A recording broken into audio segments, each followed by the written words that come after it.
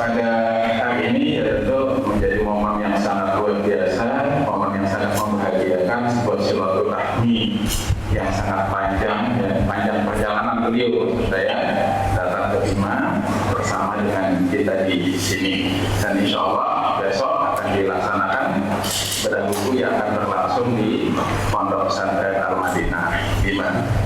Baik teman-teman sekalian, jadi Bapak Haji Muhammad Adnan Arsal, beliau yang ada di samping saya. Beliau seperti saya sampaikan tadi adalah salah satu tokoh sentral saat konflik Poso, dan nanti mungkin beliau akan bercerita tentang bagaimana konflik di Poso dan apa yang kemudian menjadi tujuan beliau, sehingga mengapa pesan perdamaian itu harus kemudian juga sampai ke tanah kita di dalam dojo di Bima ini. Kemudian di sebelah beliau ini penulis buku, ya ini penulis buku kita, Bapak Kamas Hairul Anam. Jadi beliau yang menulis biografi Bapak Haji Muhammad Adnan Arsal. Ya, dan kalau teman-teman yang sudah dapat bukunya, ini kalau kita membaca bukunya seperti kita dibawa masuk ke dalam konflik Poso itu. Jadi saya membacanya tadi malam, jadi seperti saya lalu ada di daerah itu, hadir di tempat itu, ya, dan ya larut dalam suasana konflik, tetapi juga di situ emosi kita bisa dikendalikan oleh pesan-pesan dan sosok dari beliau, dari Muhammad Adnan Arsal. Dan yang paling lucu adalah yang akan menjadi tuan rumah besok. Ya, beliau adalah pimpinan Pondok Pesantren Al-Madinah Bima, Bapak Ustaz Benyamin SPD. Beliau akan menjadi tuan rumah kita besok untuk pelaksanaan bedah buku. Untuk mempersingkat waktu, kesempatan pertama mungkin saya ke Mas Hairul Anam dulu juga. Mungkin bisa cerita sedikit apa yang kemudian menjadi spirit Mas Anam sehingga termotivasi untuk menulis buku sosok kita, ya, Bapak Haji Muhammad Adnan Arsal. Waktu dan kesempatan saya silakan. Izin buka masker ya teman-teman. Assalamualaikum warahmatullahi wabarakatuh. Kegiatan yang saya hormati sudah jadi seperti ayah saya sendiri, Benyamin. Terima kasih sudah menyambut kami, Bang Sofyan, teman-teman. Alhamdulillah ketemu kembali.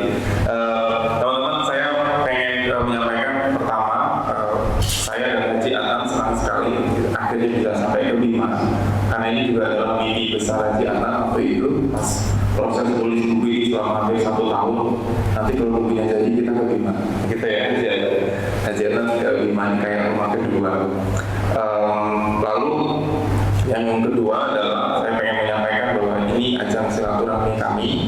Saya menulis dari Gramedia Jakarta dan Haji Adnan dan rekan-rekan media.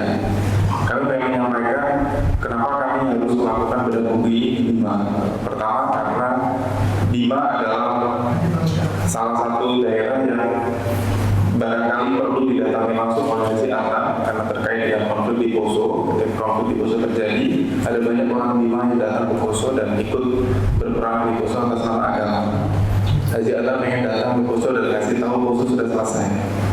Konflik di Poso tidak usah diduplikasi sampai ke Bima, karena apapun yang terjadi, konflik itu hanya akan menyisakan duka dan sesal yang mendalam. Yang sampai sekarang nggak hilang sesalnya, traumanya nggak hilang. Haji Adnan adalah ketika konflik Poso terjadi, Panglima perang untuk pasukan Muslim waktu ada di Poso. Jadi hampir semua orang yang sekarang dikenal sebagai teroris di Poso dulunya adalah muridnya Haji Adnan semua. Ketika konflik di Poso, Haji Adnan panglimanya. Ketika konflik, Haji Adnan yang berada paling depan pegang pedang paling gede. Tapi ketika konflik reda, Haji Adnan juga yang mengajar semua murid-muridnya untuk kembali ke jalan damai.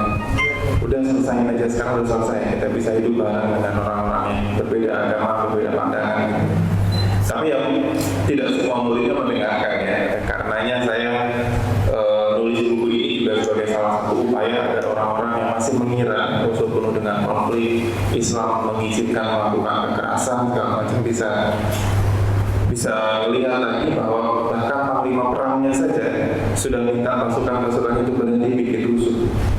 Jadi kalau di Poso masih ada orang-orang yang mengatasnamakan demi kepentingan Poso masih melakukan kekerasan, sebenarnya tidak punya representasi karena panglimanya itu sudah gantung pedang istilahnya ya. Sedangkan Haji Adnan yang sekarang sudah berbeda jauh dengan Haji Adnan yang 98, nggak ada amanah, nggak ada ketemu teman-teman Kristen saling berpelukan ya. Haji Adnan bahkan rumahnya sering didatangi para pendeta yang sudah mengangkat Haji Adnan sebagai ayahnya sendiri. Ini adalah hal yang dulu nggak pernah terjadi. Bahkan ketika saya menulis ini, saya juga mendatangi pendeta Damani. Ketika konflik terjadi, Haji Adnan ini panglima perang pasukan putih, pendeta Damani itu adalah jenderal perang pasukan merah, pasukan Kristen. Kata Pak pendeta itu juga Haji Adnan itu orang tua saya, dan dia ngaku dulu Haji Adnan keras begitu karena memang kondisi yang menghanguskan untuk keras. Saya dulu keras, Haji Adnan juga keras, tapi sekarang kita pengen damai. Kalau ketemu damai, ya karena itu tadi konflik itu atas nama apapun, termasuk atas nama Tuhan, sebenarnya tidak ada keuntungan sama sekali. Karenanya kami pengen datang ke Bima ini menyebarkan narasi damai, bahwa konflik di Poso sudah selesai, karena tidak usah diduplikasi di Bima. Kita juga berusaha nanti untuk mendengar suara apa yang perlu kita lakukan bersama-sama agar benih-benih konflik yang ada di Bima dan barangkali di wilayah lain di Indonesia bisa segera kita atasi bersama. Nah, Haji Adnan nanti akan ngasih testimoni, barangkali juga cerita sedikit. Nanti teman-teman kita bisa ngobrol, tanya jawab juga, bikin santai saja. Nanti Ustaz Bunyamin juga akan ngasih informasi. Tapi informasi yang sampai sekarang kita kurang dari 25 orang yang ada di Poso sekarang militan itu adalah orang-orang dari Bima.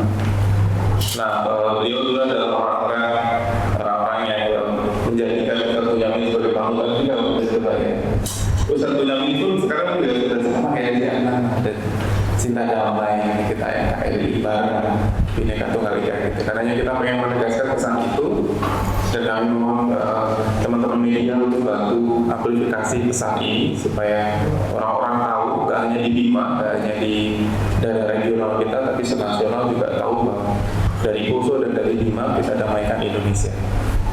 Gitu, terima kasih lah ya. Oke, terima kasih. Itu selayang panah dari masalah, mungkin juga besok lebih banyak lagi disampaikan. Dan ya, Bima ini juga tidak hanya Poso ya, jadi Bima ini juga yang sebagai daerah rawan konflik, dan itu stigma itu sampai sekarang jadi zona merah, level zona merah ini. Meskipun kita di Bima ini menganggap bahwa itu level yang tidak tepat, tetapi itu adalah level yang kemudian disematkan orang-orang di luar terhadap kita, yaitu wajar itu disematkan karena ya dari informasi yang berada dan peristiwa-peristiwa yang terjadi selama ini yang kemudian orang di luar menyematkan stigma zona merah. Nah, tentu kita tidak menginginkan stigma itu kemudian terus meleleh kita di Bima ini, dan kita juga berharap kehadiran beliau Haji Adnan ini juga bisa membantu untuk bagaimana menghapus stigma tersebut. Meskipun kita sesungguhnya merasa nyaman-nyaman saja dengan kondisi kita yang ada di Bima ini, tetapi ini juga menjadi pekerjaan kita untuk benar-benar menghapus stigma itu. Nah, tentu kita berharap Haji Adnan, orang tua kita, tokoh kita, ini bisa bercerita sedikit dan juga memberikan testimoni kepada kita tentang bagaimana membangun perdamaian dan membangun kenyamanan ya, di wilayah kita masing-masing. Silakan. Ya. Bismillahirrahmanirrahim. Assalamualaikum warahmatullahi wabarakatuh. Alhamdulillah, wasyukur la haula wala quwwata illa billah, Allahumma shalli wa sallim ala sayyidina Muhammad wa ala alihi wasallam. Pertama saya menyampaikan hormat pada pimpinan pesantren Madinah Bima, kepada moderator dan kepada penulis bahkan serta kepada seluruh warga. Kami 5 pertama kali. Tapi saya datang ke 5 oleh kemarin seperti saya sendiri merasa orang ini. Kenapa? Karena semua teman yang pernah ke posko itu undang saya bersilaturahmi ke rumah. Bukan untuk mengingatkan posko masa konflik lalu, tapi kami benar-benar secara hakiki berulang saya menangis. Karena pada waktu itu posko dalam keadaan emergensi, ada orang dari 5 yang setia mau bersama-sama kami. Hal ini saya tidak bisa lupakan sama sekali. Ada teman-teman dari Jogja, dari Solo, dari mana saja, baik personal maupun organisasi datang ke pos. Karena pos pada waktu itu emergensi, orang pada lari semua. Hanya sedikit pemuda yang bertahan tempat. Konflik tahun 98 hanya persoalan minuman keras, anak muda berkelahi. Tahu-tahu anak muda dari PAM dan Kristen melapor ke pimpinannya di Tentena bahwa kami diserang oleh kelompok muslim. Padahal anak muda yang mabuk berkelahi secara menyerang. Tapi tiba-tiba dijadikan isu sentral bahwa orang Islam menyerang orang Kristen itu di kota, sehingga orang Kristen secara umum menyerang ke kota tahun 98. Sehingga dari pagi sampai jam 12 itu bulan puasa, kami sementara berpuasa umat Islam mendekati hari raya, kami perang lempar-lempar batu. Ada yang menggunakan tombak, ada yang menggunakan parang. Maka terjadilah orang yang korban sana sini luka tidak bisa dihitung lagi. Ini adalah pemicu pertama, tidak minum keras. Kemudian saya visi pada waktu itu menyampaikan kepada Bupati, tolong Pak diundang semua tokoh Islam, tokoh Kristen, mari kita bermusyawarah. Apa yang harus kita lakukan? Bermusyawarah pada malam hari raya itu, dan bentuk penyelesaiannya adalah kita berdamai. Di tanda tangan di ratusan tokoh, kita berdamai. Setelah berdamai diserang lagi, maka perdamaian pada waktu itu saya katakan sudah dicederai. Saya lapor sama Ketua Majelis Ulama Provinsi, Gubernur, dan Majelis Ulama. Saya bilang, Pak, kami setelah berdamai diserang lagi. Maka tidak ada jalan lain, Pak, saya lakukan untuk membela bahwa jangan sampai umat Islam semuanya lalu. Saya, Pak, mohon izin, saya mau pimpin perang. Saya mau jihad, bisa jelas sama komando jihad di pos. Ya kalau itu solusi pandang, apa boleh buat? Daripada umat lain semua, saya komando. Hanya sekali saya keliling dalam kota, gelap semua umat Islam ada serangan antara jembatan, aku dorong dari pagi sampai tengah hari. Maka pada waktu itu dari Nasar yang masuk menyerang kota, pada lari semua, kemudian pulang jam 12. Sehingga pada hari itu bendera putih menyala dari kota sampai di perbatasan Sulawesi Selatan. Orang Kristen pada waktu itu menyerah. Tapi itu tidak selesai. Ada lagi orang berniat untuk mempersiapkan perang baru. Ya, di sana di kota Tentena itu ada di sudut desa namanya Kele, mereka latihan perang. 1 tahun mereka latihan perang, kemudian tahun 2009 tahun 1999 itu tidak ada penyerangan, langsung mereka menyerah. Rupanya persiapan perang. Kemudian tahun 2000 dipicu lagi anak muda berkelahi, kemudian minuman keras, terjadi penyerangan besar-besaran tahun 2000. Nah di saat itulah saya merasa bahwa ini tidak main-main, karena sudah rumah ibadah Kristen dibakar, rumah ibadah Islam dibakar, sudah bakar. Sehingga saya lihat keliling kota itu sudah penuh dengan asap. Rumahnya orang Islam yang di luar kota habis dibakar. Melihat keadaan ini sudah jadi abu, didengarlah oleh pemerintah pusat, maka turunlah Pak SBY pada waktu itu dan SBY selaku Menko Polhukam turun melihat keadaan.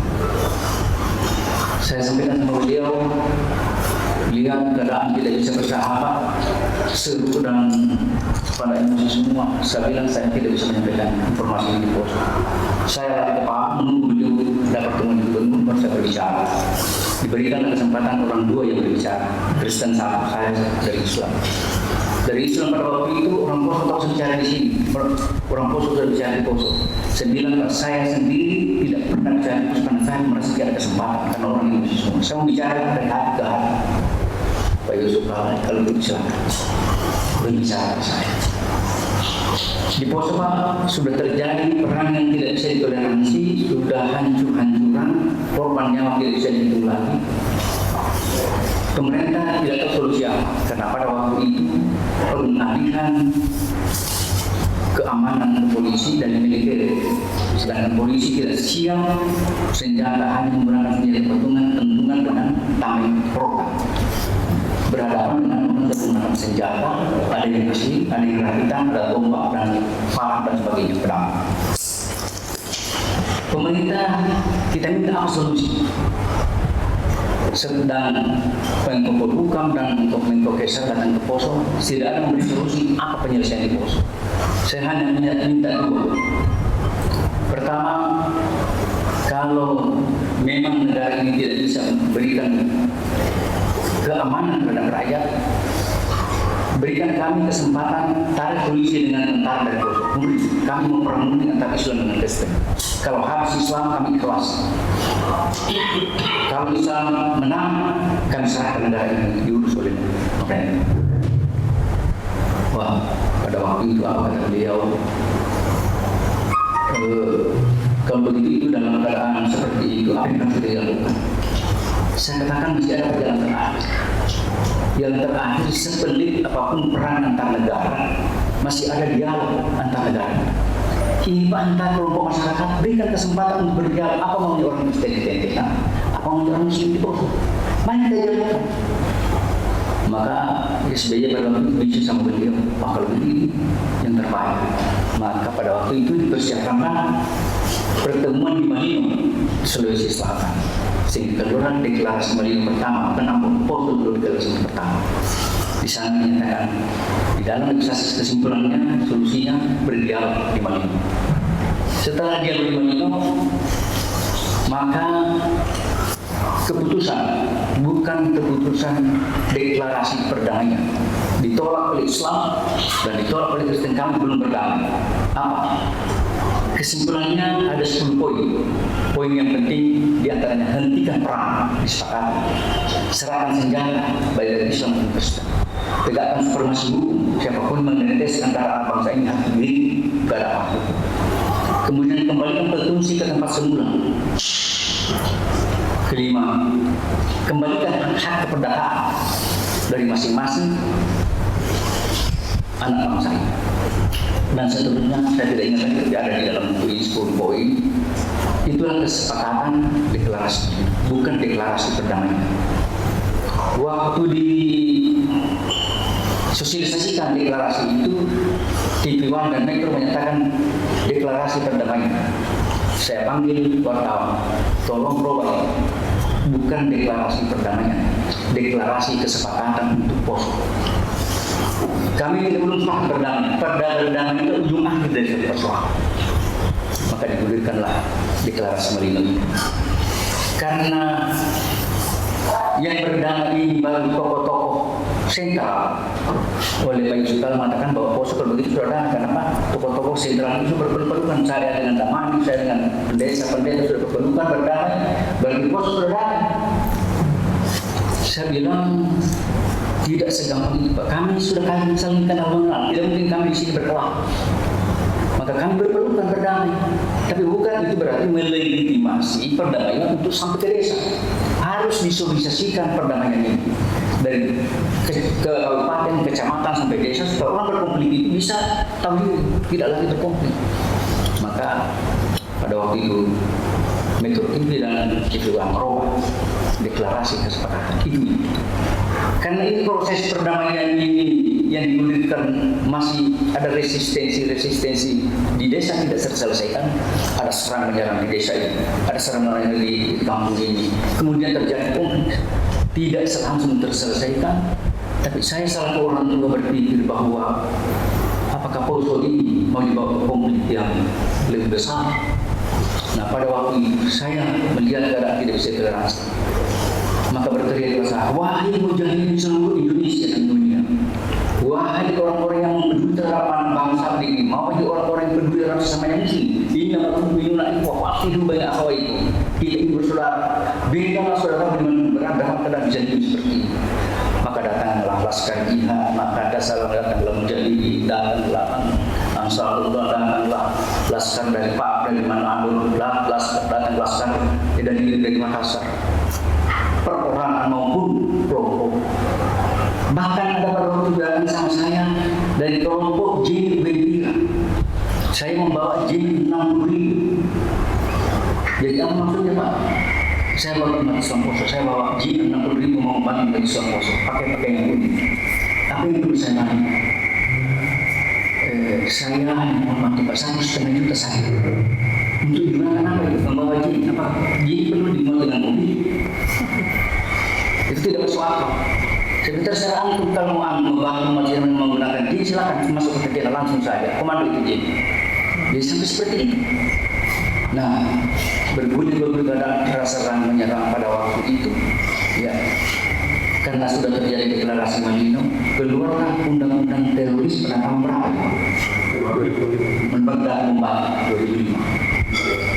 Maka umat Islam karena waktu aktif serang menyerang, maka umat Islam ditulis sebagai teroris, ditangkap laksanakan operasi, sehingga teman-teman yang ditangkap pada waktu itu sekian jumlahnya. Terjadilah penyerangan tahun 2007, maka sekelompok orang yang masuk dalam orang-orang yang tersebut teroris dikonfirmasikan sama supaya orang itu diserahkan. Saya kumpul teman-teman ini, saya sampaikan kepada mereka, wahai anda yang mujahidin maupun yang ada dari mana saja berjuang di Poso itu, saya minta, karena tidak ada fakta melanggar hukum, ada undang-undang teroris, anda diserahkan kepada negara untuk diselesaikan secara hukum, lantas didampingi oleh pengacara. Yang bisa menyatakan ini hanya 3 orang, yang lain itu lari semua. Itulah yang diserang oleh Densus pada waktu itu sampai 1 hari perang dari pagi sampai besok pagi. Sehingga Kadin pada waktu itu Pak Surya belum pernah kami perang di Aceh. Keberadaan dengan kami yang paling 1-2 jam mundur mereka. Tapi anak Poso itu dari pagi sampai besok pagi senantiasa berlaku puji tembak sangat tembak sini berapa yang bukan korban. Saya tidak ingin dari jumlah polisi yang korban, dari jumlah manusia yang korban. Tapi saya berpikir pada waktu itu, apakah begitu penyelesaiannya? Saya pada waktu itu berpikir bagaimana supaya jangan terjadi korban yang lebih besar. Maka saya ketemu dengan petinggi dari Jakarta, Pak Yusuf Kala, kemudian Pak Susilo Yudhoyono, kemudian pemerintah pusat. Saya minta persoalan Poso itu diselesaikan secara fakta hukum kami, tapi hanya kami tidak bisa. Apa keadilannya? Orang Kristen yang menumpahkan darah anak bangsa ini ada faktanya diproses secara hukum, dituntutlah Marinus, Domingus, dan Tio hukuman mati. Kemudian dari Islam sekian orang yang dibawa ditangkap karena terjadi penyergapan, ditangkap orang mereka semua dibawa ke Jakarta. Maka di Jakarta mereka diproses, saya lupa berapa jumlahnya, kan banyak. Maka pada waktu itu ada yang tidak puas bahwa penyelesaiannya secara teroris seperti umat Islam dan umat Kristen tidak tuntas. Saya mengada sama suka, Pak, kami hanya minta keadilan. Di jumlah anak umat Kristen yang dituntut yang ada fakta hukumnya, yang dimana pada waktu itu Pak Saud Nasution sebagai ketua Pokja penyelesaian konflik Poso mesti testimoni orang-orang Kristen yang ada fakta hukumnya setumpuk, dan beliau mengatakan ini saya bawa ke Jakarta dan ini akan saya proses, dan itu tidak ada satupun yang diproses. Apa yang terjadi? Anak-anak Poso naik ke gunung itu. Itulah yang sampai sekarang. Kemudian daripada itu, saya berpikir, saya tidak ada di dalam otak saya membangun negara. Saya hanya berpikir bahwa bagaimana anak bangsa ini diberikan ilmu pengetahuan. Saya sandar di Dewo, dirikan pondok pesantren. Pondok pesantren amanah adalah amanah umat Islam Poso karena Wali Songo pondok pesantrennya sudah hancur, dibakar oleh mereka. Diganti kesepakatan pondok pesantren amanah Poso. Saya amanahkan kepada anak sekalian yang ada di Poso, saya tidak berpikir mau melawan negara. Kenapa saya berikan bayangan kepada antum? Kalau kita mau melawan negara, kita ini tidak 1 bulan habis. Lantas seperti apa penyelesaiannya? Saya bilang, coba pilih sejarah dari masalah. Bagaimana pemberontakan Daud Beure, bagaimana pemberontakan Ibnu Hajar, bagaimana pemberontakan Khalifah Suwito, pemberontakan Tahan Musaka, pemberontakan Ibnu Hajar di Kalimantan, pemberontakan Permista, pemberontakan RMS. Satu kurun waktu menjadi negara, selesai semua. Nah kita ini hasil sejarah kita, mau melawan negara tidak mungkin. Kita harus berupaya semaksimal mungkin bagaimana negara ini kita berdialog. Maka dia dilakukan dialog secara bersama untuk agar supaya konflik ini kita selesaikan. Jadi antara kita dengan negara menyelesaikan konflik Poso. Kemudian antara Islam dengan Kristen senantiasa berikan dialog yang tidak habis-habis. Kalau ini saya ceritakan, saya waktu itu umur saya kurang lebih 50, kurang lebih 20 tahun, sampai sekarang sudah 75 tahun Indonesia berarti. Saya pekerjaan saya betul saya pernah dibaiat menjadi panglima pertama waktu terjadi konflik tahun 2000. 300 umat Islam berbaiat sama saya, kita mati sama-sama. Tapi saya bukan panglima yang tidak saya perang. Mari kita jawab. Maka dialog berkesinambungan secara terus-menerus dilakukan sehingga untuk menyelesaikan konflik itu secara bertahap kita bisa membangun Poso. Tapi kelompok yang ada di Gunung Biru tidak mau mengikuti. Maka saya beri ultimatum. Yang di Gunung Biru bukan kelompok saya. Saya hanya mau di kota senantiasa bersama-sama dengan pemerintah kita gulirkan kegiatan-kegiatan pembangunan di Poso. Dan inilah yang saya lakukan sampai dengan saat ini. Sehingga di mata beliau yang kenal saya bahwa bagaimana saya kalau di pertemuan itu galak, bagaimana di pertemuan kalau saya menyampaikan dengan statement-statement keras, itu adalah satu fakta, bukan fakta, satu hal yang saya lakukan. Saya dulu bicara umat Islam, harus saya sampaikan apa yang benar, dan saya tidak menguntang. Ya. Bahkan terakhir kemarin pertemuan di DPR, tokoh lintas agama, ini juga satu hal yang tidak mudah menggulirkan. Antara kami dengan umat Islam dengan pemerintah sudah senantiasa menggulirkan kegiatan-kegiatan itu untuk supaya mengantar anak bangsa ini membangun. Kemudian kita tidak konflik dengan pemerintah, kita hanya saling memahami apa yang perlu dibantu oleh umat Islam kepada pemerintah. Kami tidak konflik. Urusan dia urusan negara. Tapi sekali minta urusan dia selesaikan. Yang sampai dengan saat ini dari 40 orang yang konflik di Gunung Biru tinggal 6 orang. 6 orang pun sampai sekarang belum selesai. Ganti lagi Kapolda. Baru beberapa hari lalu. Tidak tahu Kapolda yang sekarang ini bisa menyelesaikan 6 orang itu. Itu pun masih saya tanya. Kalau selesai 6 orang itu turun semua, apakah tidak ada pemberontak selanjutnya? Saya katakan di Gunung Biru itu adalah sarang. Kalau sudah habis lebahnya, yang dikhawatirkan nanti jangan ada lebah yang baru masuk. Bagaimana menyelesaikan? Kami berikan konsep bangun jalan dari Palu, Sigi Biru Malu tembus Gunung Biru, kemudian ke Sausu. Jadi pantai timur, pantai barat dengan pantai timur bisa tembus jalan bebas hambatan. Kemudian dari Sausu, kemudian Kampung Maros, Taman Jeka, Jembatan Punang, Tabanan, kemudian terus ke Napus Sigi, kemudian dari sini berputar lagi sampai ke Palu. Ini wilayah yang perlu secara bersinergi untuk bisa diawasi secara jernih. Jangan lagi sampai ada sarang yang masuk baru konflik berkelanjutan. Mohon maaf saya katakan Poso sudah 20 tahun lebih konflik tidak selesai sampai dengan saat ini. Kami umat Islam bersama-sama dengan umat Kristen sudah berdampingan untuk mengangkat anak bangsa ini ke depan. Terakhir tidak tercatat dalam buku. Terakhir baru kita lakukan sudah 4 kali kami bertemu antar tokoh lintas agama. Itu tanpa biaya dari mana? Saya katakan jangan diberitahukan polisi, jangan diberitahukan TNI, jangan diberitahukan BNPT, jangan diberitahukan pemerintah bahwa kami sadar dan tokoh lintas agama Islam, Kristen, Hindu bertemu di Hotel Ancira, di Hotel Ancira di Poso. Nah, kami bertemu siapa dibicarakan? Kami tokoh lintas agama terjadi waktu itu oleh Pak Usanda. Apa yang kami bicarakan pada waktu itu? Saya kalau mau perang, peluangnya besar sekali. Kenapa? Anak saya militan, anak-anak musuh itu militan.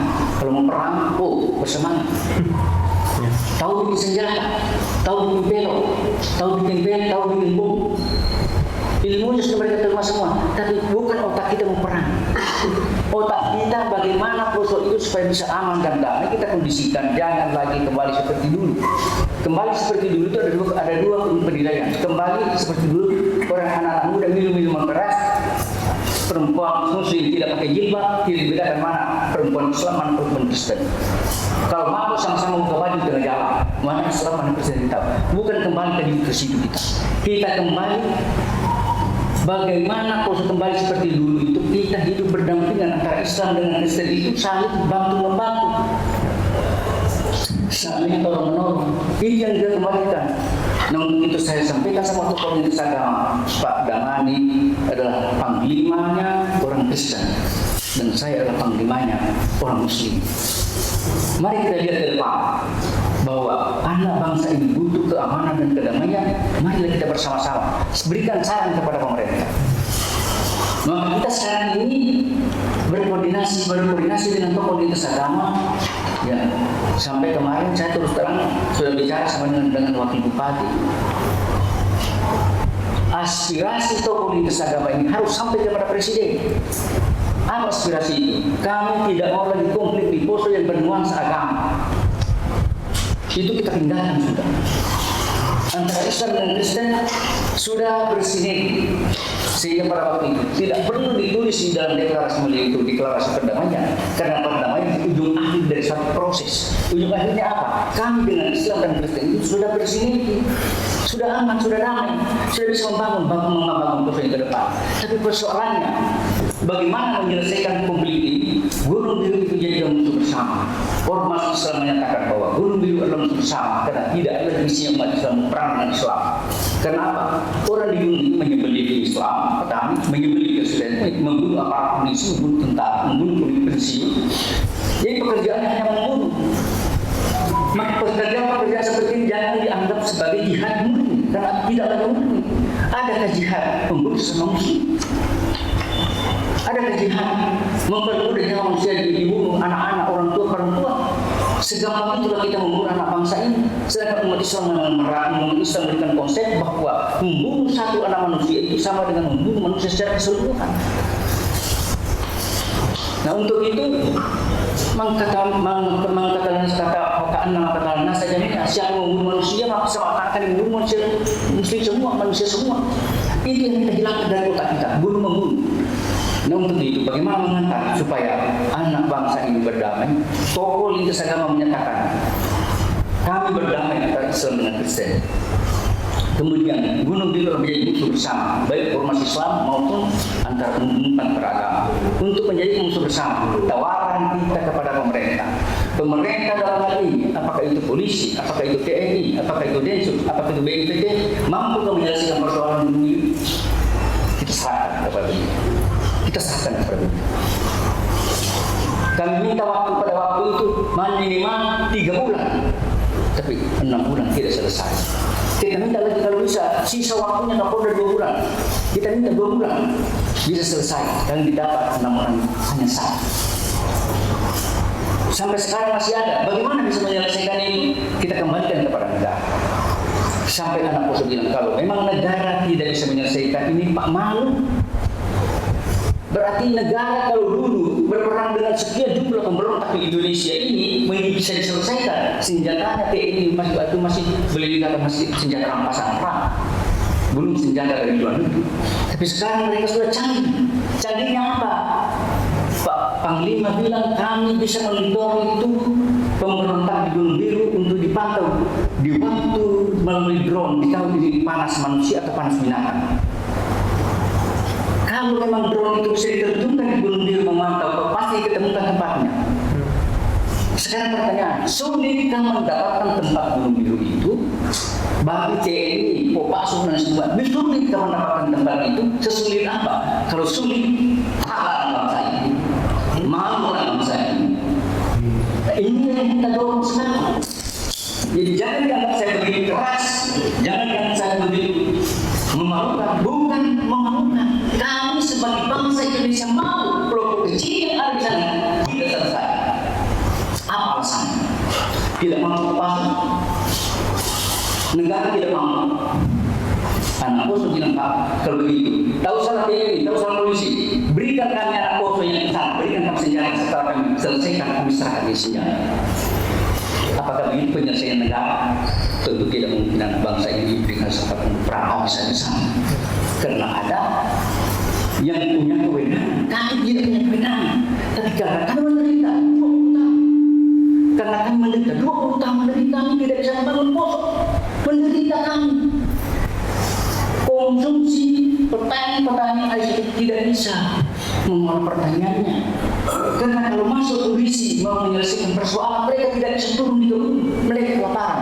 Kalau memang operasi 2 bulan, 3 bulan, masa negara tidak pasti menjamin petani-petani yang ada di situ supaya berasnya, belanjanya, anak sekolahnya dibiayai oleh negara selama 2 bulan atau 3 bulan, 1 bulan menyelesaikan kelompok ya konfliknya yang ada di Gunung Biru.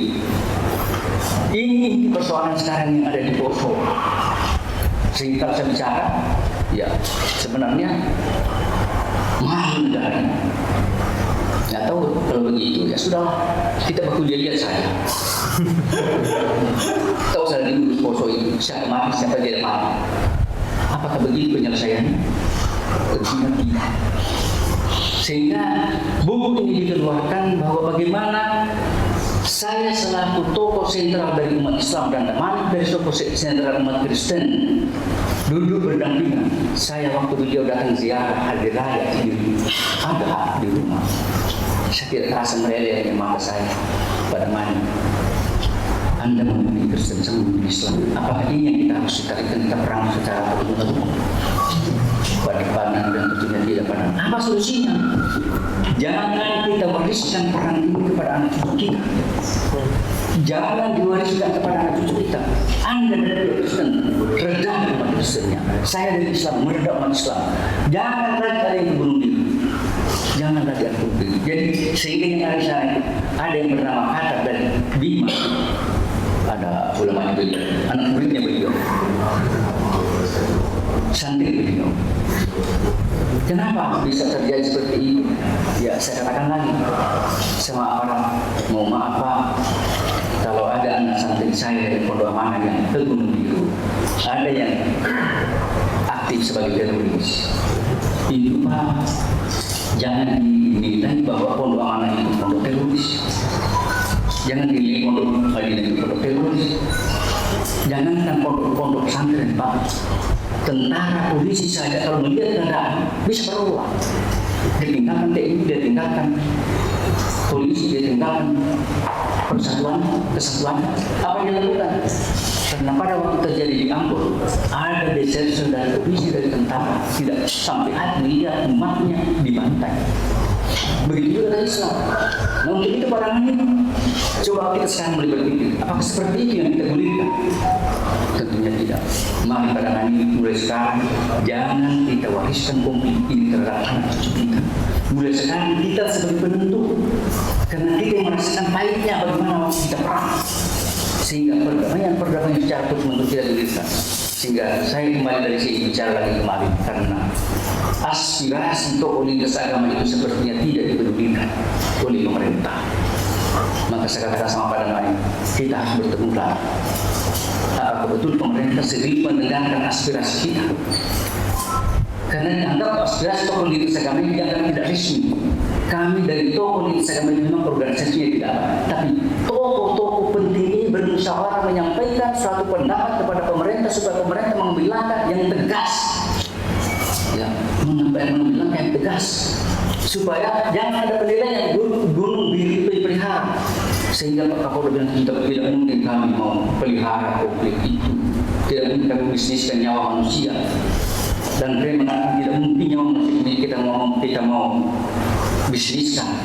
Ini harus kita selesaikan. Cuma persoalannya bagaimana menyelesaikan. Ini yang harus itu berkali sampai di sini persoalannya. Jadi kita marilah bersama-sama dorong anak bangsa ini untuk senantiasa memberikan hal-hal yang positif kepada pemerintah. Ya, kalau pemerintah yang masalah tidak bisa bertemu, saya bilang. Jadi kalau kopi tidak bisa bertemu, tapi kita tinggal ngomong dia orang foto dia, ngomong dia atau salah begitu. Tapi kami juga dari ulama, tokoh pendeta, pedagang menyampaikan kepada umatnya pakai masker, cuci tangan, jaga jarak. Kenapa? Yang didengar adalah tokoh dari agama ini. Jadi kadang-kadang kami waktu konflik diturunkan ke lapangan. Jangan serang menyerang, kembali ke tempat, tidak niat itu untuk melawan negara. Kembali. Hanya satu kata-kata, kembali. Kami tidak melawan negara. Anak-anak kembali semua, walaupun sekarang jam 12 malam. Waktu mereka berharap-harap. Namun begitu juga sekarang. Jangan sampai COVID ini merebak kepada umat-umat ini, redamlah dengan jalan. Imbau kepada umat itu, jangan tetap pakai masker, jaga jarak. Kemudian mencuci tangan. Nah ini barangkali sampai dengan saat ini buku ini melibatkan. Di waktu awal Haji Adnan itu serang karena dia penglima, tapi penglima setelah ketemu sebulan para petinggi-petinggi dari Jakarta. Haji Adnan itu kecil pendek, bicara juga halus. Tapi kalau ngomong dengan tegas, ya memang penglima, tapi penglima tidak resmi. Karena negara tidak mengangkat secara penglima. Hanya pada waktu emergensi. Sehingga bukan panglima resmi, tapi panglima damai, bos. Karena saya berikan perdamaian, bukan perang. Itu yang saya berikan sampai di sana. Berikan tanggal. Ya. Assalamualaikum warahmatullahi wabarakatuh. Ya, terima kasih Pak Haji. Ya, sebuah kisah atau cerita yang begitu menggugah buat kita ya. Bahwa sesungguhnya konflik itu hanya akan melahirkan penderitaan, kesengsaraan, ketidaknyamanan. Bahasa dulu mengatakan kalau dari abu menang dari aram, jadi sama-sama rugi. Di konflik tidak akan pernah memberikan satu keuntungan bagi satu kelompok dan kelompok lainnya. Baik, kesempatan berikutnya dari pimpinan Ponpes Al-Madinah Bima, ya sebagai tuan rumah, ya tentu kita ingin tahu bagaimana kemudian visual sehingga kegiatan pada ini bisa hadir dan jadi berterima kasih kepada Ponpes Al-Madinah yang siap menjadi tuan rumah sehingga kita bisa bersilaturahmi dengan tokoh kita yang sangat luar biasa ini dan juga penulis buku yang luar biasa sehingga silaturahmi ini bisa terjadi dan mudah-mudahan besok kegiatan yang akan dilaksanakan di Ponpes Al-Madinah itu mendapat apresiasi dari banyak pihak dengan satu keinginan bagaimana mewujudkan Bima yang damai. Saya silakan kepada Ustaz. Assalamualaikum warahmatullahi wabarakatuh. Alhamdulillah, alhamdulillah, wa la hawla wa la quwwata illa billahil aliyyil azim. Yang kami hormati Bapak Haji Muhammad Fadlan Nasal, aku Presiden MUI Kabupaten Poso, dan juga pendiri pondok pesantren atau yayasan wakaf Amanah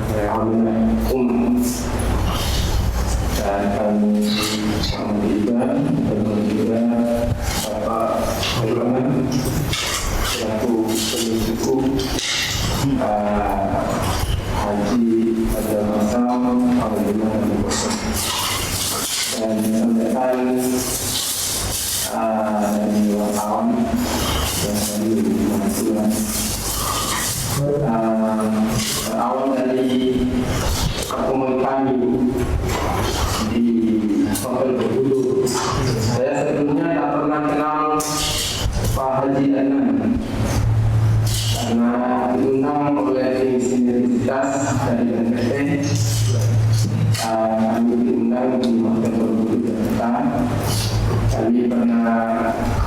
berdua sama beliau, adik kapan bisa diterima? Oh sama saya. Sudah lama kita ketemu lagi. Ya. Tahun 2019.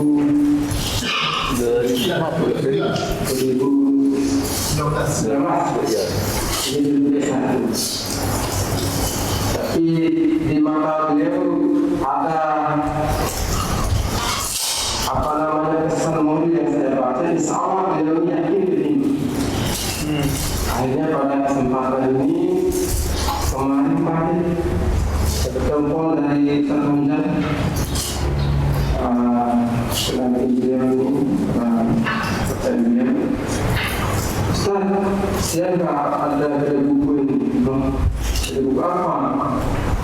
Menjelaskan ini ada buku karangan ini. Pantas saya ini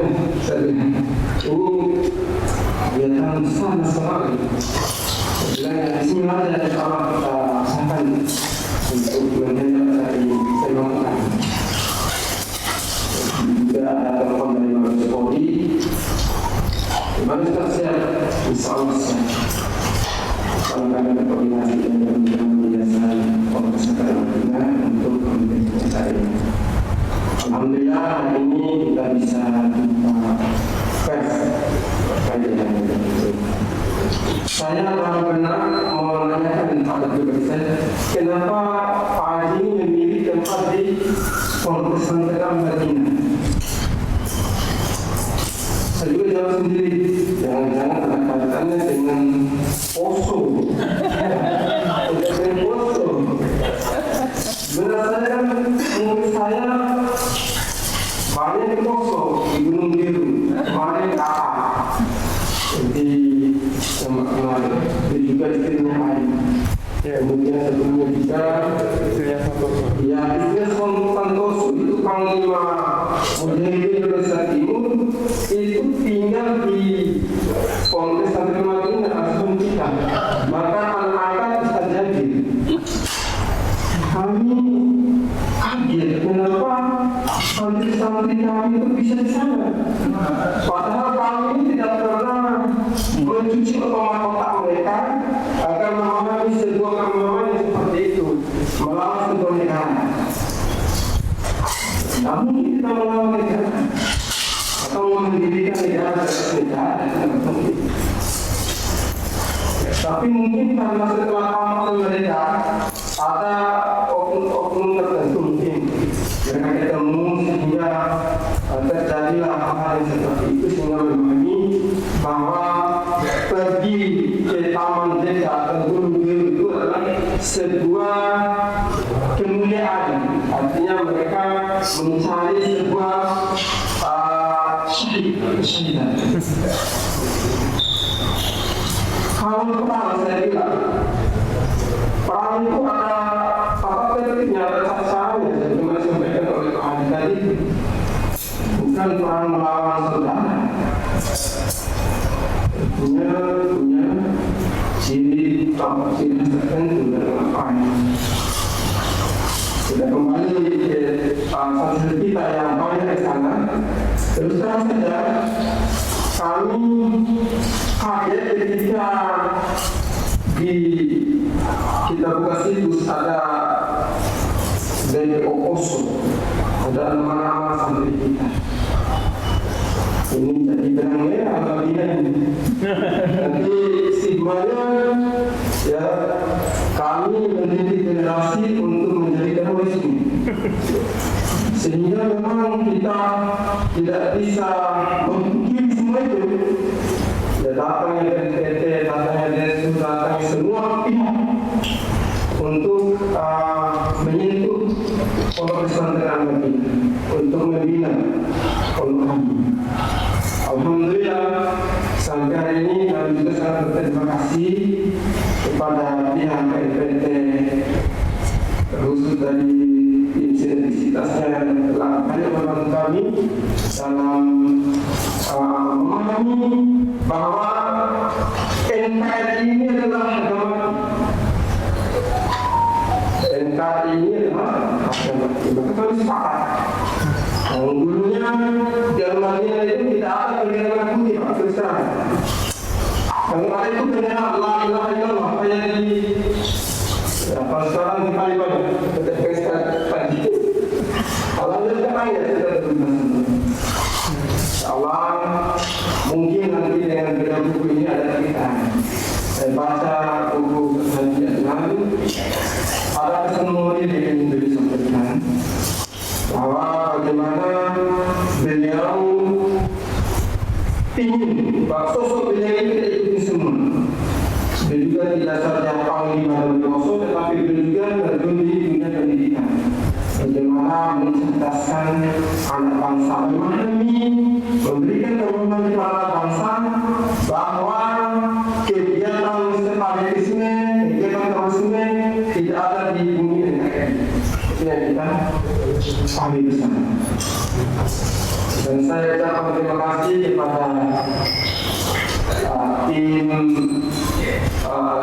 komite teknis yang telah bersampaian membantu kami dalam persidangan hari ini. Jadi juga dari rombongan dari Poso yang telah bersampaian juga mengikut pelaksanaannya acara ini. Saya yakin acara ini tidak akan sukses kalau tidak ada kerjasama dari kita semua. Allah mudah-mudahan acara besok hari Sabtu tanggal 18 September nanti kita bisa mengambil sebuah kesimpulan bahwa apapun kegiatan yang sifatnya adu domba negara atau membangun sebuah negara atau gerakan lain untuk merubah sebuah negara itu tidak dibenarkan dalam negara maupun dalam agama. Itu saja yang bisa saya sampaikan. Dan sebenarnya saya mohon maaf. Assalamualaikum warahmatullahi wabarakatuh. Waalaikumsalam. Baik, itu penyampaian dari Ustaz Benyamin dari teman-teman sekalian. Jadi tadi sudah dari tiga pihak sudah menyampaikan banyak hal. Mungkin ada yang ingin ditanyakan oleh teman-teman wartawan. Saya silakan, ada yang bertanya. Oke, silakan. Langsung saja, ya, dengar ya. Saya dari keluar dari media Polres TV. Tadi saya berbincang perkataan dari tadi. Kebetulan Pak, kebetulan sekali mungkin Bapak pernah mendengar nama Muhammad Islam. Pernah mendengar Pak? Apa itu? Nama Muhammad Islam. Muhammad Islam. Ya. Belum pernah. Abu Jabar. Abu Jabar. Abu Jabar. Belum juga. Ya. Terkait poso ini Pak, saya tadi. Iya. Saya asli dari Dompu. Ya, dari Dompu. Abu Jabar sedikit dari Dompu juga. Iya. Berdomisili di Menteng Patung Kali sana. Iya. Muhammad Islam ini adik kandungnya si Abu Jabar. Bahkan kami dulu dipanggil di Mabes Polri terkait poso ini Pak. Iya. Karena Muhammad Islam ini waktu itu memang terbukti dari hukum di Cipinang itu dia menyalurkan senjata ke poso. Oh, ini menyalurkan senjata ke poso. Iya. Tadi kan orang mengatakan ada Laskar dari Makassar, Laskar dari mana? Setelah menggaungkan bahwa kami ketolimi seperti itu. Maka saya bertanya tadi Pak. Ya. Poin pertanyaan ini, saya masih belum memahami di Gunung Biru itu Pak, di Gunung Biru itu sisa 5 orang Pak, sampai sekarang. Ya. Sisa 5 orang. Sisa 5 orang. Lalu yang dilakukan oleh Bapak beserta negara ini, Ya. kelima orang itu apa Pak? Kira-kira. Saya berdua sih. Langsung dijawab atau? Langsung dijawab atau? Langsung. Yang kami dari terutama Ormas Islam melalui Majelis Ulama bermusyawarah menjadikan pemberontak yang di Gunung Biru musuh bersama. Musuh bersama seperti apa? Kami tidak perang dengan mereka karena bukan ranahnya kami. Ranahnya adalah polisi dan tentara yang punya senjata dan senjata. Itu yang kami dorong dari Tokoh. Kenapa kami jadikan musuh bersama? Karena mereka menyatakan bahwa mereka bukan lagi seperti mujahidin masa lalu, bukan lagi seperti Laskar Jihad, tapi mereka sudah menjadikan sasaran kepada umat Islam petani dibunuh karena dianggap membantu tentara dan polisi. Padahal mereka pergi menggarap kebun, bilang mata-mata tentara dan polisi. Menjadikan orang Kristen juga sasaran dibunuh. Yang di petani Islam maupun petani Kristen jadi sasaran mereka. Karena kami dijadikan sasaran membunuh, maka tokoh agama Islam, umat Islam dan tokoh agama sudah menjadikan mereka sebagai musuh bersama. Menjadikan musuh bersama dalam arti bahwa supaya aparat negara tahu bahwa di atas itu tidak ada simpati dari dalam masyarakat Poso maupun masyarakat pada umumnya. Itu adalah gerakan separatis yang berkaitan dengan mereka menyatakan kami adalah ISIS. Kalau ISIS yang ada di luar negeri menjadikan umat Islam yang tidak sepaham dengan mereka jadikan sasaran pembunuhan. Itulah yang terjadi sekarang. Nah, karena kami tidak mau seperti itu, maka mendorong negara supaya selesaikan. Jadi yang kami dorong adalah kekuatan negara yang punya ranah untuk bisa menyelesaikan itu adalah negara. Kalau dulu konflik itu bagaimana besarnya anggotanya WBB, bagaimana besarnya anggotanya Kartu Sendiri, bagaimana besarnya anggotanya Hamzah, semuanya berontak bisa selesai.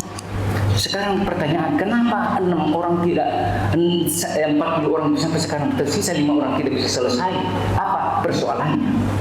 Kami belum mendapat penjelasan dari aparat TNI. Cuma satu jawabannya, Medan sulit. Medan sulit. Berarti tentara kita yang dilatih selama ini, apakah itu Kopassus, Kopassus, yang dilatih secara khusus untuk menghadapi persoalan-persoalan sulitnya medannya Indonesia itu seperti apa? Apakah medannya Poso itu lebih sulit daripada Papua? Apakah medannya Poso itu lebih sulit daripada tentara kita yang dikirim ke luar negeri berharapan menjadi pengaman PBB? Yang turun ke Poso itu tidak main-main untuk menghadapi kelompok mujahidin Indonesia Timur itu di sana pernah disekerahkan antara angkatan darat, laut, udara, dan semua tim-tim yang ada turun semua ke sana. Pesawat terbang ke sana karena meram-meram. Tidak selesai persoalan Gunung Biru. Itu yang jadi tanda tanya besar kami. Kenapa? Ini harus ada penjelasan. Karena kami sudah cukup menderita. Rakyat Islam maupun Kristen sudah cukup menderita, tidak bisa mengolah lahan kami. Daerah itu adalah subur. Napu itu adalah Bogornya Jakarta. Jadi Napu itu adalah Bogornya Palu, Bogornya Poso, daerah dingin dan sejuk. Bisa menjadi daerah wisata yang sungguh indah. Danau Poso adalah danau bisa menjadi daerah wisata. Pertanian di daerah subur, diberdayakan masyarakat dengan jalan selesaikan Gunung Biru. Itu sekarang persoalan Poso. Kalau tidak selesai Gunung Biru itu, bagaimana petani bisa bekerja? Petani bisa bekerja. Jadi kalau ada yang naik ke Gunung Biru menyatakan kelompoknya siapa, ya tentunya saya juga dari Pondok Amanah menyatakan bahwa kami seperti beliau tidak pernah mengkari anak-anak itu yang ada di Amanah itu naik ke Gunung Biru. Majelis taklim yang kita bina itu adalah untuk memberikan pemahaman ikhwatuddin supaya mereka memberikan pemahaman kepada pemahaman agama ini. Itu yang kita lakukan. Jadi tidak ada mendorong anak-anak, kamu selesai, baik sama saya, kamu naik ke Gunung Biru. Tidak ada seperti itu. Jadi kami serahkan kembali kepada negara untuk menyelesaikan. Sesulit apa kami menunggu sampai dengan saat ini. Kalau belum selesai, berikan waktu tokoh lintas agama. Sudah ada rekomendasi yang kami kirim sejak 6 bulan yang lalu sudah ada rekomendasi itu, tapi belum ada waktu diberikan untuk berhadapan dengan Presiden. Kenapa? Karena COVID-19. Kalau COVID-19 tidak bisa bertemu presiden, tidak bisakah kita virtual berbicara dengan presiden supaya tokoh itu saja memberikan wawasan kepada pemerintah pusat? Karena kami yang tahu daerah kami yang merasakan penderitaan di daerah kami yang berkumpul dari dulu sampai sekarang tidak selesai. Itu barangkali yang perlu dia dorong. Kalau bisa wartawan dorong kepada pemerintah menyelesaikan bunuh diri itu, karena itu yang dituntut oleh Islam dan Kristen. Terima kasih. Oke, baik teman-teman, masih ada karena jam sudah menunjukkan selesai kalau ini waktu Jumat. Mungkin kita akhiri saja untuk sesi silaturahmi kita pada pagi ini. Terima kasih atas luangan waktunya. Terima kasih sudah disiapkan coffee break di luar. Wassalamualaikum warahmatullahi wabarakatuh.